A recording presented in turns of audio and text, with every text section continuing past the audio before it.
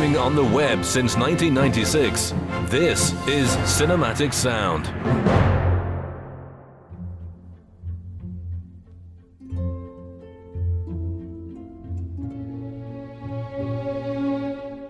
Welcome to a very special episode of Cinematic Sound Radio. On today's program, Jason Drury sits down with composer Debbie Wiseman for an exclusive interview. We'll also be playing music from her scores on the show as well. Debbie Wiseman is one of the UK's, if not the world's, top female composers. Her wonderful melodic and lyrical style of music has graced over 200 credits on film and television, including Tom and Viv, Haunted, Wilde, Tom's Midnight Garden, Flood, Arsène Lupin, JEKYLL, Father Brown, and Wolf Hall, just to name a few. Debbie Wiseman has been nominated for the Ivor Novello Award for Wilde and Death of Yugoslavia, and has won a Trick Award for The Good Guys and an RTS Award for Warriors. She's also been awarded the Golden Badge of Merit by the British Academy of Composers and Songwriters, and in March of 2016 she was awarded the Best Composer Drama Award for Wolf Hall at the RTS West Awards. As well as composing for small and big screen, Wiseman is a regular conductor of her own music and concert halls, and in 2004 was awarded the MBE for services to the music and film industry on Her Majesty the Queen's New Year's Honours List. Currently, Debbie Wiseman is the composer in residence for the UK's commercial radio station Classic FM, where her first commission, the musical Zodiac, reached number 2 on the UK classical charts in September of 2016. In January of 2017, for Cinematic Sound Radio, Jason Drury interviewed Debbie Wiseman via Skype. What you're about to hear is that interview in full, as well as some of Debbie Wiseman's beautiful music. Take it away, Jason.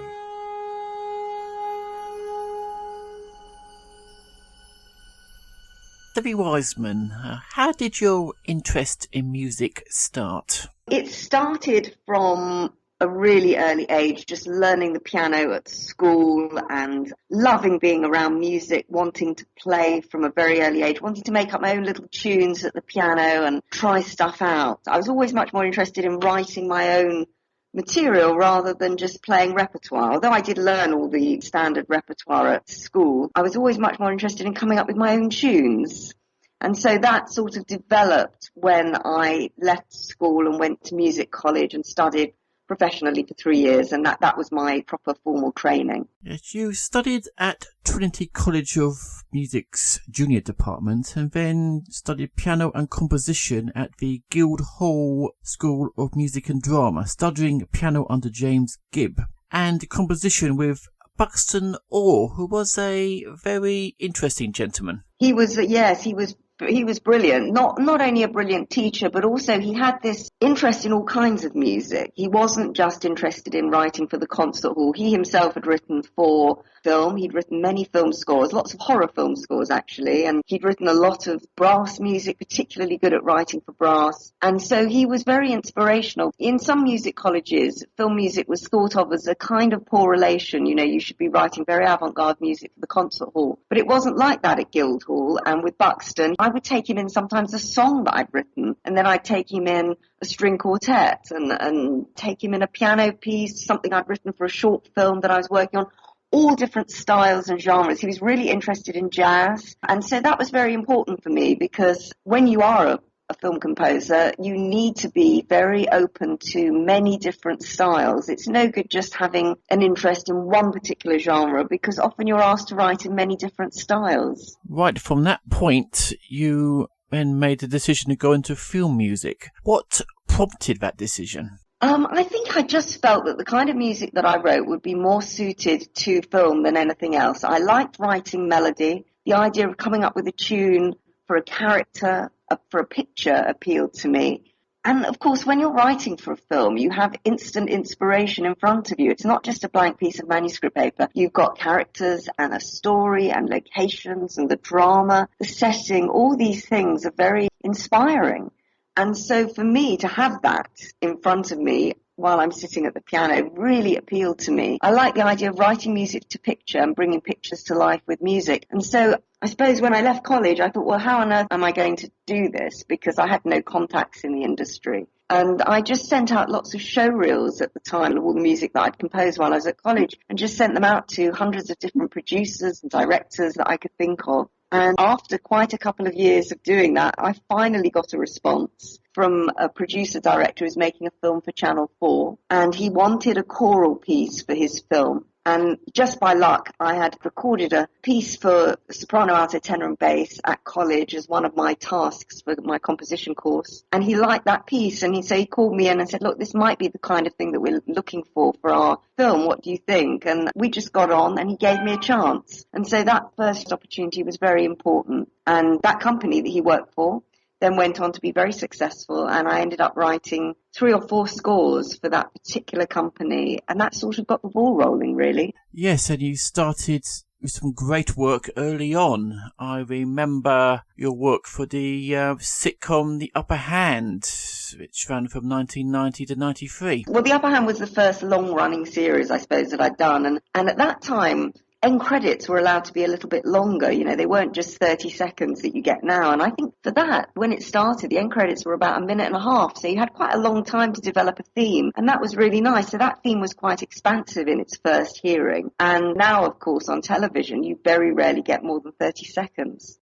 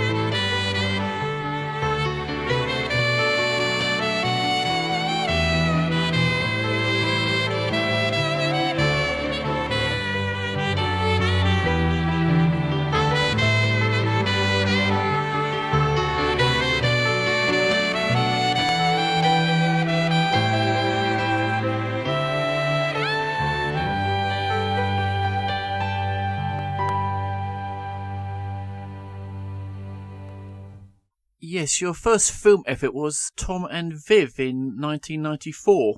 What are your recollections of working on that film? I remember hearing you had problems with that score. Well, it wasn't really a problem. It was the first time I'd worked with a director. And I suppose he was quite unsure about the type of music that he wanted. And I was, it was my first film, so I was quite unsure as well. So there was a little bit of sort of tentative getting to know each other. And I remember playing him the first few themes that I'd written. And I'd presented them on samples and keyboards and everything. And there wasn't one of them really that he liked initially. And so that all sort of went in the bin. And then I went back to just basics really, and sat at the piano and played him music that I was just experimenting with and improvising, and came up with a couple of different themes at the piano, and suddenly that started the ball rolling, and he was beginning to like some of the themes I was coming up with. But it was quite a slow process, and I remember the first playthrough as not being the happiest playthrough because there was nothing really that he really liked, and it took quite a while to get him to feel confident in any of the themes.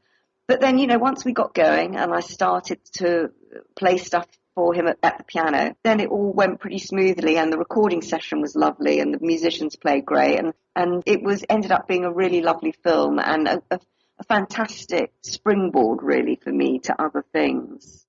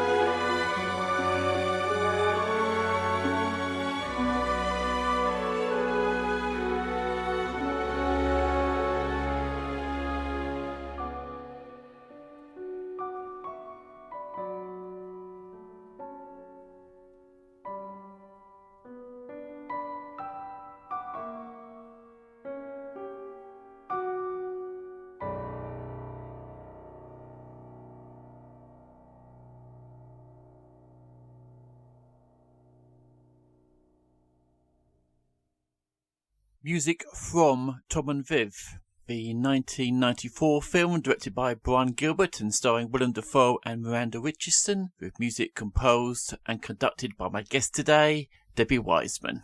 My name is Jason Drury. Now, in 1997, you scored WILDE, also directed by Brian Gilbert and starring Stephen Fry and Jude Law. It started an association with yourself and WILDE, culminating in a concept album. How did you get the assignment, and what were your recollections of scoring WILDE?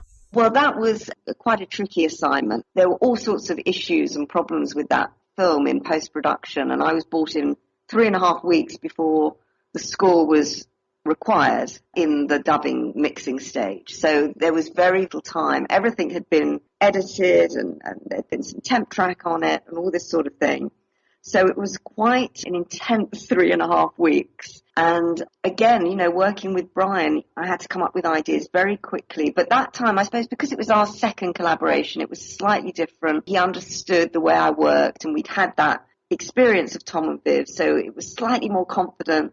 And it was an amazing film for me because even though it was incredibly demanding and there was a lot of music, I think there was probably about 70 minutes of music in the film by the time we finished, and that all had to be written and orchestrated in those 3.5 weeks. And then we recorded at Abbey Road with a brilliant orchestra. There was a real adrenaline rush really in getting the score ready. And it was a very important score because it did so well, and Stephen Fry was brilliant as Oscar Wilde, and it started a kind of whole sequence of things, not only with Stephen, but for me for other productions. As you said, sort of writing an album of the fairy stories of Oscar Wilde, writing music to accompany the 2 fairy stories of Oscar Wilde, which was commissioned by Warner Classics. And Stephen read one of the stories, and Vanessa Redgrave, who played his mum in the film, also read one of the stories. And that was just the most fantastic commission. So all sorts of other things came around because of Wilde. So it was a very, very special production.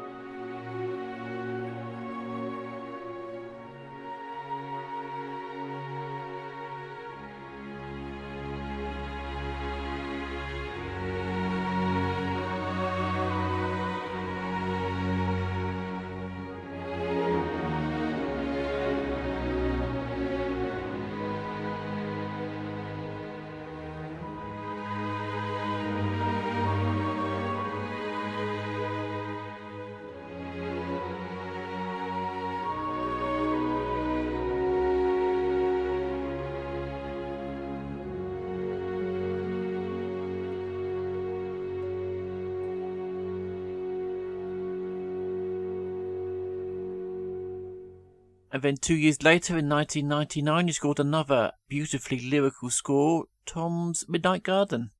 Yeah. The book was so delightful, and then it was adapted for the big screen, and just an opportunity for a really lyrical, melodic score. Quite old-fashioned, really, but that was the style of the film. It was so lovely to be able to write big tunes, and there was a lot of space in the film for music. A lot of the time, Tom was running around the garden, exploring and going on his adventures, and you sort of followed him musically. At times it felt almost like you were writing music for a ballet rather than a film score. There was a lot of space for music and not as much dialogue, perhaps, as you'd normally get in a film. So it was just a lovely, lovely score to write. And I've played it a lot in concert as well. It's a sort of score that I think, because there was a lot of opportunity and space there for melody, it can work really well in a concert setting.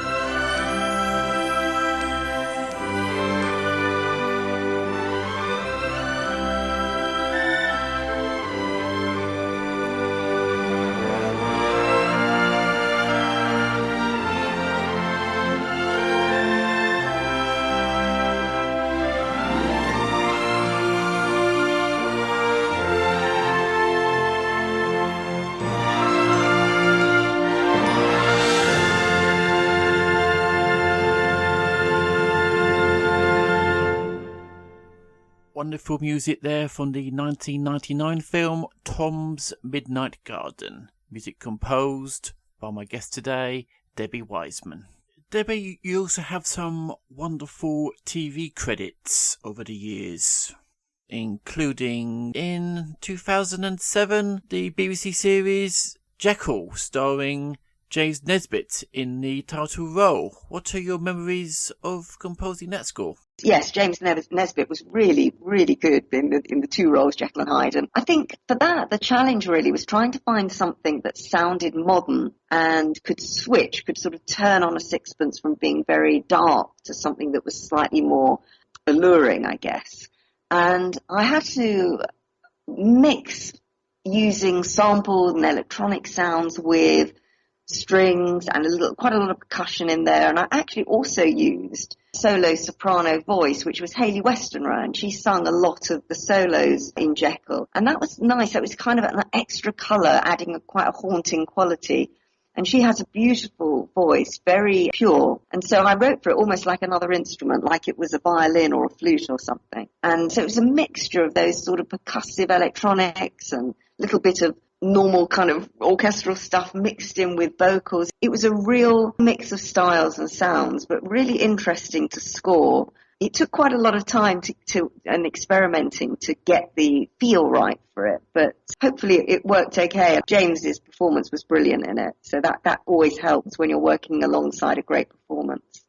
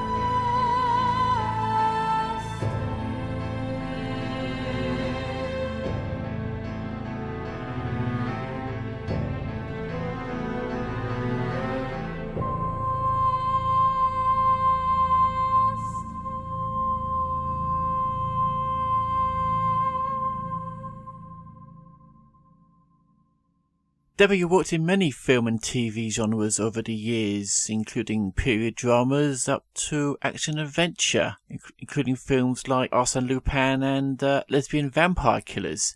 Is there any genre you would not want to work in? Not really. I think it's more about the collaboration and who you're working with and the kind of commission it is and the kind of music it's going to demand. I think all that's very important.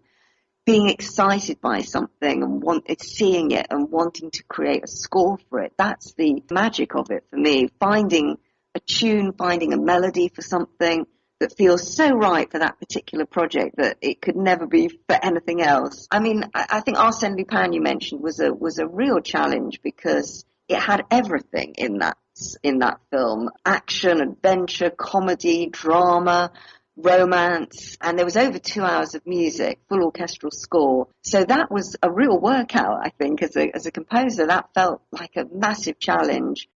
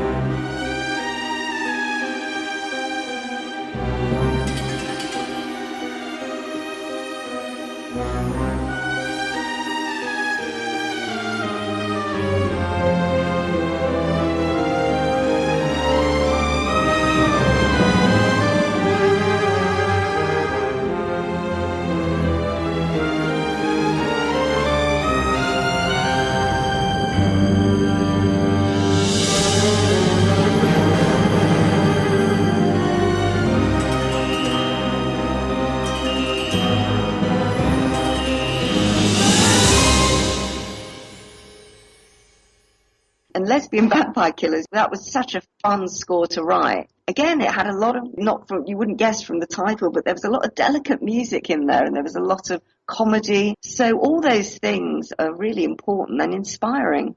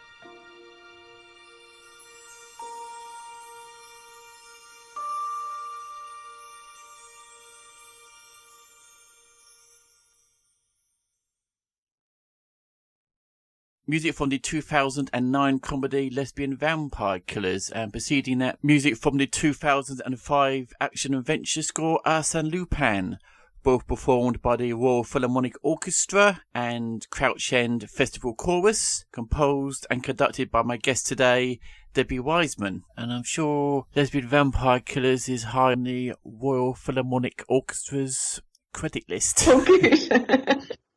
Yeah, you wouldn't really imagine that score necessarily fits with a film called Lesbian Vampire Killers, but director Phil Claydon was absolutely brilliant, and he's actually a big soundtrack fan, and he has a huge collection of soundtracks and a real passion for music, passion for soundtracks. So when you're working with somebody like that, suddenly, opens a lot of doors, and you can see your way to writing something really exciting, really special. He just loved every moment of it. We had a great time working on that film. And I think that collaboration is very important. If you can work with a director in a way that's really collaborative, that you understand what they're after, and they really understand what you can do and what you can bring to the project, then I think that always produces the best work. You utilise the soprano Hayley Westerner for Lesbian Vampire Killers. You also used her for, as we heard, JEKYLL and also Flood. Do you intend to use Hayley Westerner again in the future? We haven't collaborated for a while, but I'm always looking for things that I can bring her in on, because she's got such a lovely voice. I'm trying to think actually Lesbian Vampire Killers was probably the last thing that she sang on.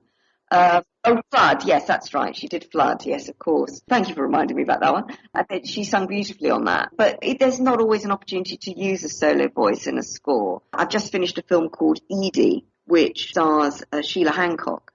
And it's a beautiful film. She is absolutely amazing, and she plays an 83-year-old woman. She is actually 83, Sheila Hancock. And she has a dream to climb a mountain in Scotland and fulfill this long-time ambition. She's had a terrible life up to that point and wants to do something that her father always thought she could achieve, and she never got to do it. And so it's a sort of tale of it's never too late to achieve your dream. It's that kind of film. And the music had this feeling of the inspiring idea that you can do something. It doesn't matter how old you are, how whatever. But so coming up with a tune for that was really special, and finding something for that. But that ended up being a full orchestral score. I used a lot of guitar actually on that. Sometimes you find an instrument that just sits well with the character. And acoustic guitar just sat very well with the lead character. So in the same way that Hayley's solo voice sat really well for me in Flood, sometimes you just find an instrument or a sound even that just perfectly seems to sum up the character. And that starts the whole ball rolling and starts the process. And it's getting those little germs of ideas that sometimes can create the whole score. Once you're up and running with that sort of idea, then everything else flows quite naturally.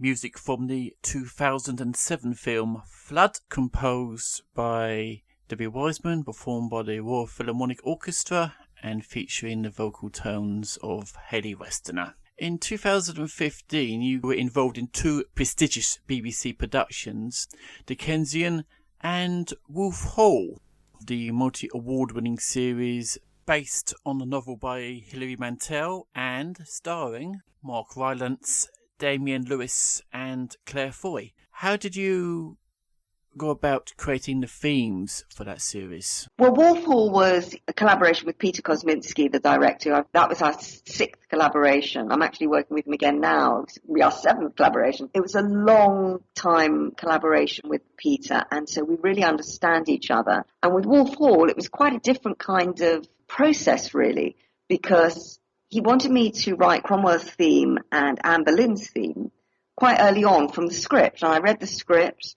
I came up with ideas, he came over and had a listen. And both those themes, both Cromwell's theme and Anne's theme, were written before he shot a frame of the series. He took my demos on set with him, he listened to them as he was filming.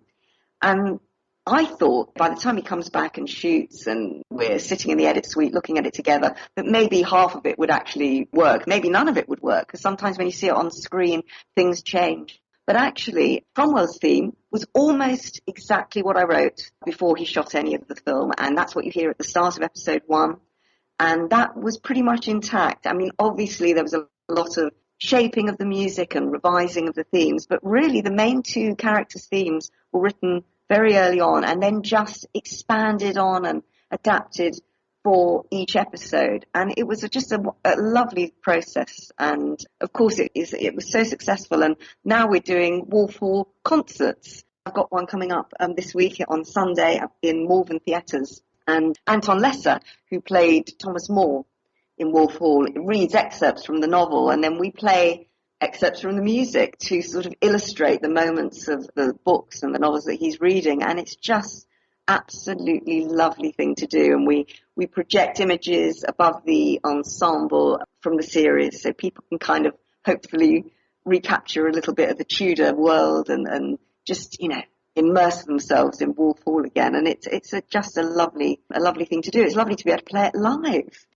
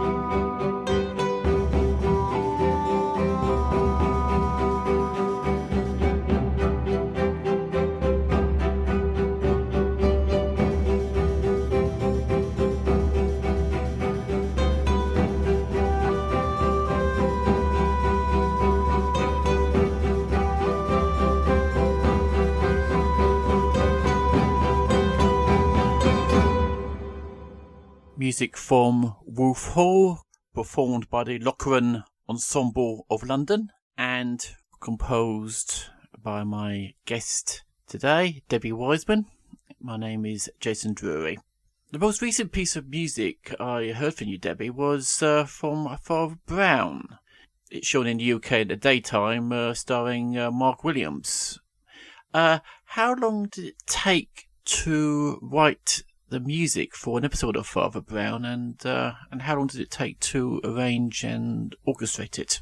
Yeah, Father Brown's been going. I mean, I've just completed series 5, so there've been 60. Can you believe 60 episodes of Father Brown since I started? And Mark Williams, who plays Father Brown, is just wonderful in the role, you know, and he was my inspiration really from the start. The little things he does on screen, the thought processes he goes through, the sort of cogs whirring when he's trying to figure out a problem or when he's trying to solve a mystery, all that really was wonderful for me for writing the score. When we first sat down and I had to write the theme, everybody came over to my house, all the producers, and one of them said, I wonder if it should have a kind of Ealing comedy sort of feel to it. And that was a really clever comment, because the opening title music was inspired by that in a way, but it's inspired by that comment. And I think there is a bit of Ealing comedy in there, but also with Father Brown, the setting, it's set in the 50s, it's very warm. He is so clever, and the music follows Father Brown a lot. And each episode is scored from beginning to end individually. Although there are themes, there's Father Brown's theme, there's Lady Felicia's theme. All the main characters, I guess, have their own theme or versions of. But every episode there's a new story, and often there's other characters brought in. There might be a murder, there might not be a murder. We did a Christmas episode where it was just a gorgeous Christmas episode. So there's new inspiration with every episode. So although I've done 60, it sort of still feels really fresh and really interesting, and that's what's been so special about it, I think. The new characters, the new storylines, it never feels like you're just writing another episode. You always feel, right, I can do this here, or, this allows me to write something a bit more spooky or a bit more scary. And there's a huge amount that you can do within the episode, and we have a lovely orchestra, 25-piece orchestra for it. So I've got quite a big musical palette to work with, and the team are just brilliant to work with. So it's been a big part, actually, of my composing life over these past few years. Father Brown, also The Coroner, which I don't know if you've seen, but that's made by the same team, and that's been running for 2 series as well.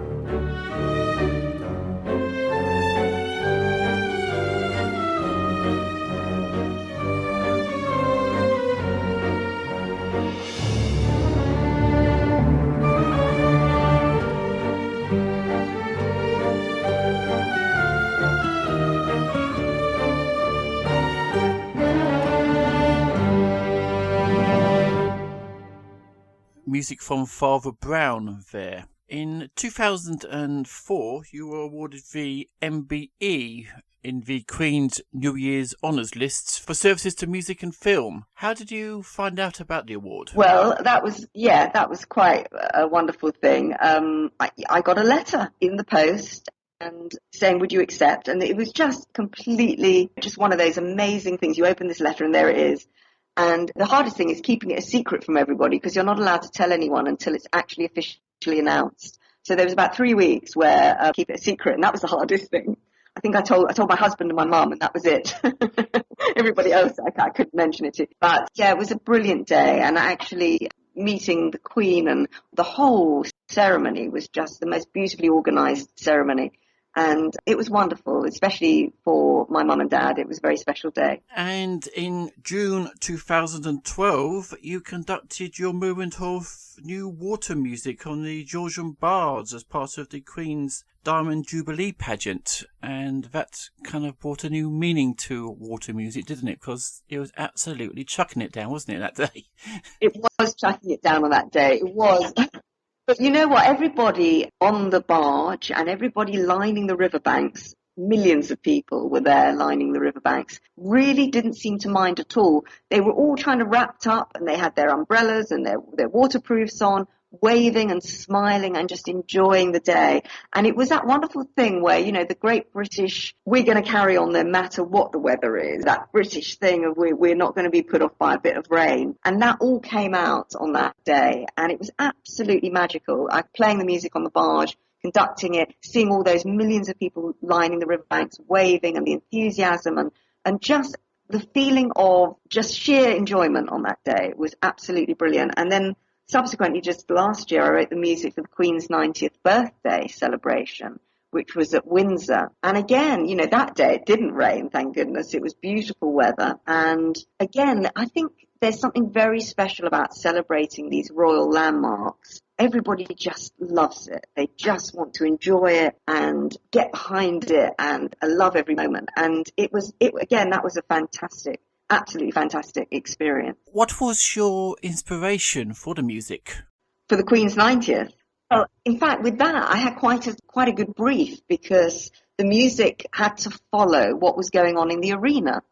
And so there was a Buckingham Palace march when they were talking about Buckingham Palace. There was music for Balmoral and Braemar, which was a bagpipe piece. There was music for Sandringham and Windsor. There was the overture. There was a big finale piece. There was music for when the Queen came along the lineup of all the artists at the end and met them and said thank you. So this kind of farewell music. So in fact, in that instance, it was quite specific what was required, the duration that was required. But because it was a live event, we never knew quite what was going to happen. There were a lot of horses, a lot of animals coming into the arena. And of course, they don't care whether they trot on or stroll on, or they'll come in at their own time. So the timing of it had to be a bit flexible. And I wrote in to the music repeat sections. It could be repeated if the animals were taking a little bit longer, or all that sort of stuff. And the conductor knew where those sections were, and he could utilize them if he needed to. There were 4 nights of performances, and the Queen attended on the final night, which was the one that was televised on the Sunday. But there were 4 nights, and every night it was slightly different, and that was what was so special about it.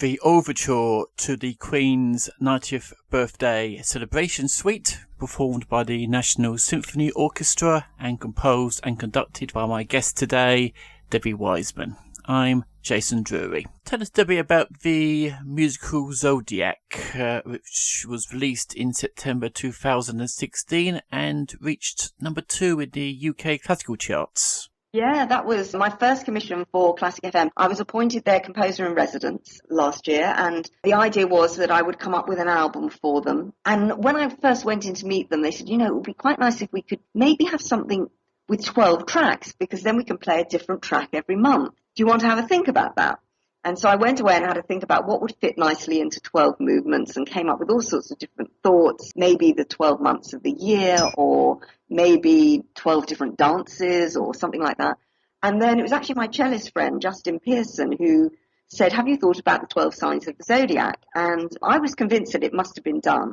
I'd had a passing thought, sort of came in and went out for about a moment, but I dismissed it because I thought, it must have been done. Somebody must have wanted to musically create 12 movements depicting the signs of the Zodiac. And then we looked it up and we did lots of research, and actually nobody had really done it in a classical setting. Been done in a sort of jazz setting, but not in a classical orchestral setting. And obviously there's the planets and things like that, but nothing that was specifically inspired by the 12 signs of the Zodiac. And then I did quite a lot of research into the signs, wrote my own stories really to inspire the music. And Jonathan Kaner, who was the Daily Mail's horoscope writer, brilliant guy, came on board and wrote the sleeve notes for me and did the most wonderful job. He sadly passed away. It was so sad because he had finished writing the notes and then he sadly passed away before the album was released. And it was just the saddest thing because he was absolutely brilliant on this album. And the notes that he wrote based on the music that I'd written was so insightful. So it was, and it, as you say, it went to number 2 in the classical chart. So I was really thrilled with that. And it was lovely working on something, I suppose, that didn't have a picture for a change, where I had to write or imagine my own picture and write music to tell my own story rather than have one in front of me on a screen.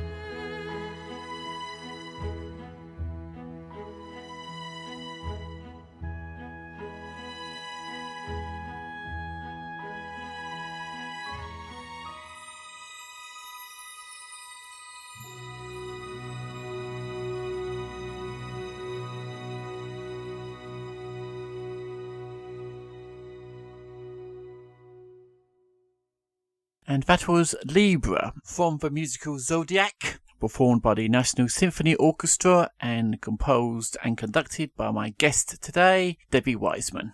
My name is Jason Drury. Now, you've been working in film and television for over 25 years.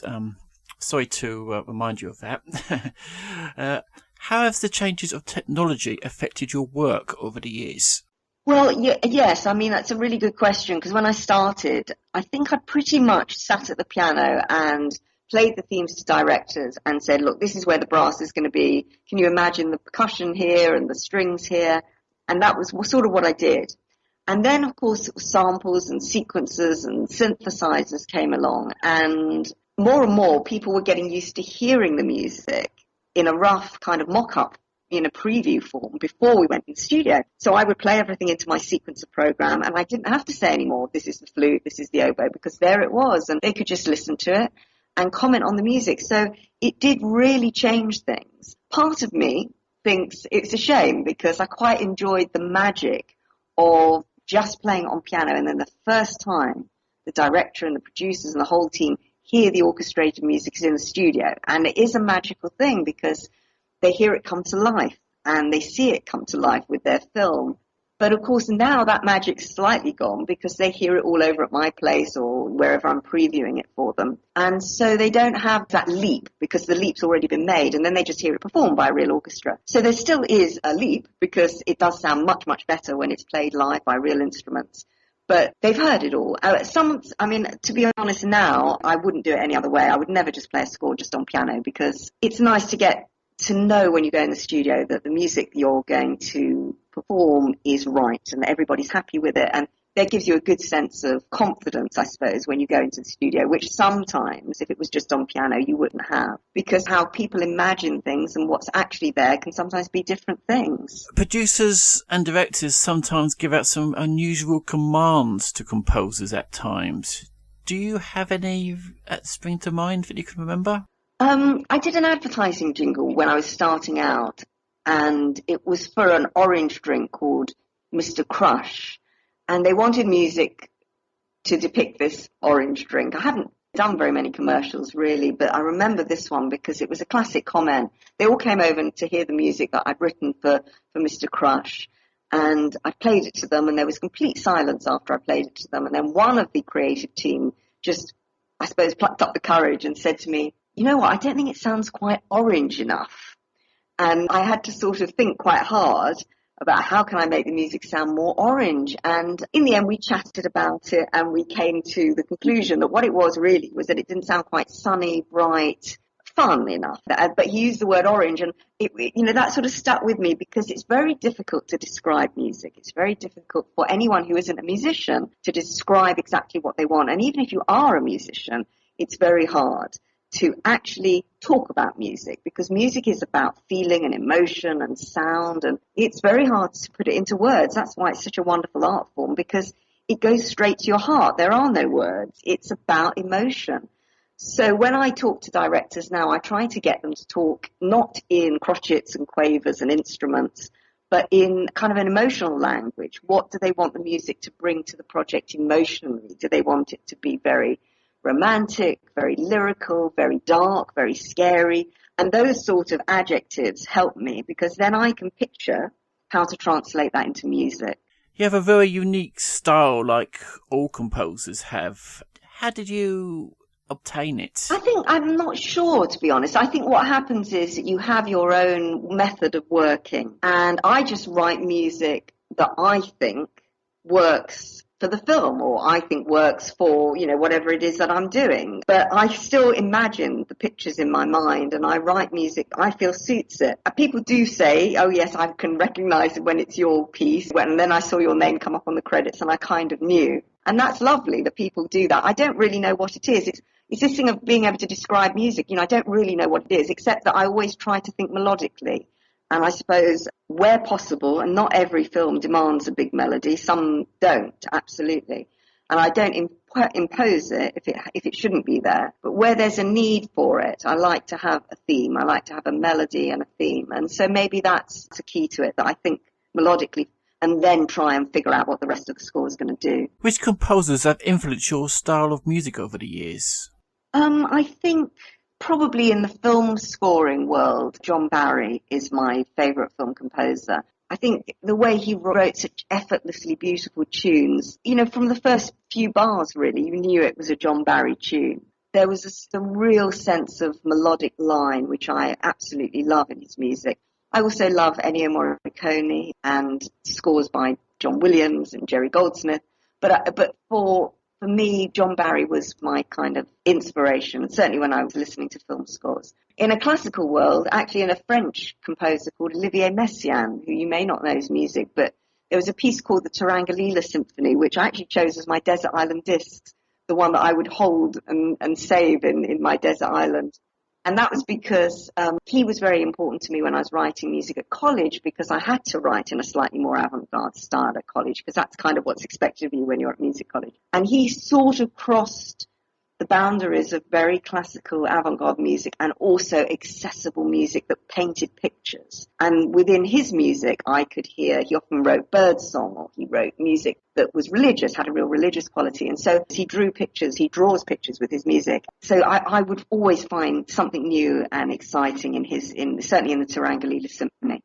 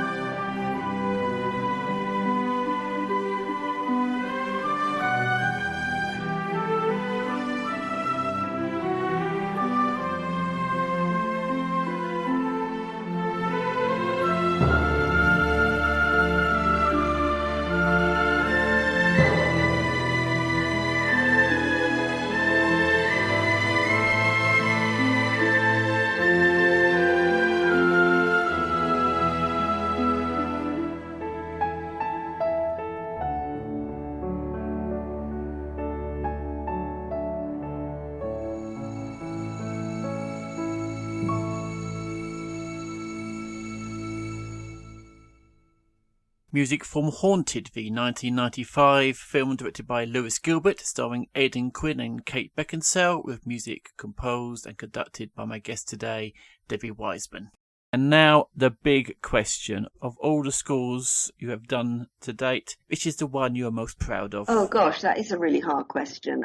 You have put me on the spot. Because the trouble is, they're sort of like all your babies, and it's like choosing your favourite child. Because when you finish a score, it does feel like you've kind of let it go out into the world, a bit like your favourite child. There are so many, to be honest. I mean, Haunted, directed by Lewis Gilbert, that was, for me, a very special score, working with Lewis. Wolf Hall with Peter Kosminski, WILDE with Brian Gilbert, Arsène Lupin was a real challenge. So I can't really pick a favourite, but those are probably maybe Tom's Midnight Garden. Those may be top 5. I don't know. It's hard to pick, to be honest. And I feel like there isn't really one. I mean, I loved working on Lesbian Vampire Killers because I had such a great collaboration with Phil Claydon. So there's all sorts of reasons why a score is special to you. And it's not always dependent on the success of the project or whether the score goes to number 1 in the album charts or whatever. It's kind of dependent on the experience that you've had writing it.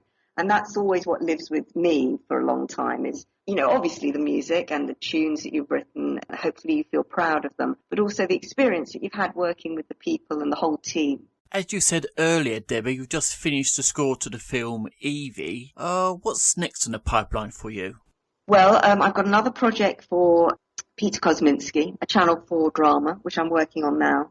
I'm also writing a piece for Classic FM's 25th anniversary, which is lovely. So I'm doing a piece for piano trio for them. And I'm also writing new music for Viking Cruises, a signature piece of music for Viking Cruises, which I'm going to be premiering at Classic FM Live in April the 18th. And it's an orchestral piece inspired by the magic of going on a river cruise and an ocean cruise. And I've had these incredible experiences with them, looking at what they do, and really, really inspiring. So I'm just finishing the orchestration on that and getting that ready for them all to hear. And we get a live premiere of that. So that's April the 18th at the Albert Hall. So I'm very excited about that. And with that, Debbie Wiseman, thank you very much indeed. Absolutely lovely, Jason. Thank you. I hope you enjoyed this interview and the wonderful music of Debbie Wiseman. Before I go, I must thank my good friend Erik Woods for distributing the show on his site cinematicsound.net, which is syndicated on W Rock Radio and is part of the Pod Tyrant network of podcasts. To finish the show, I will leave you with more music for my guest Debbie Wiseman. Another track from the album The Musical Zodiac, entitled Virgo. So, from Debbie and myself, Jason Drury, until the next show on Cinematic Sound Radio, it's as always, take care and happy listening.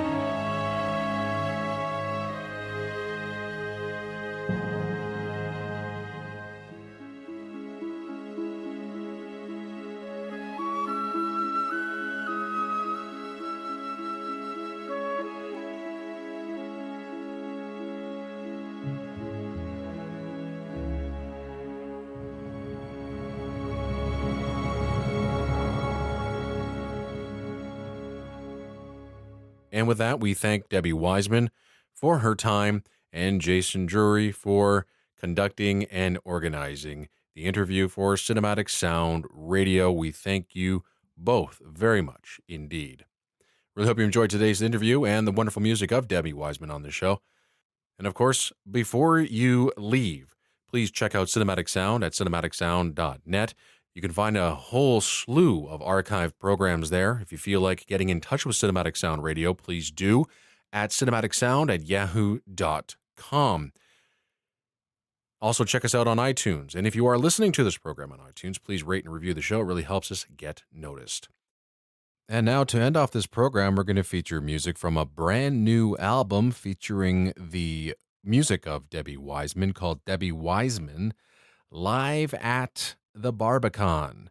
It's available on Silver Screen Records, and what we're going to play for you are 3 suites from that album.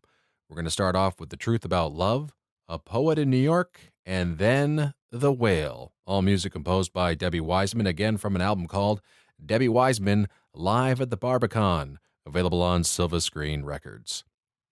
And as Jason said earlier, thank you very much for tuning in. And until next time, take care and happy listening.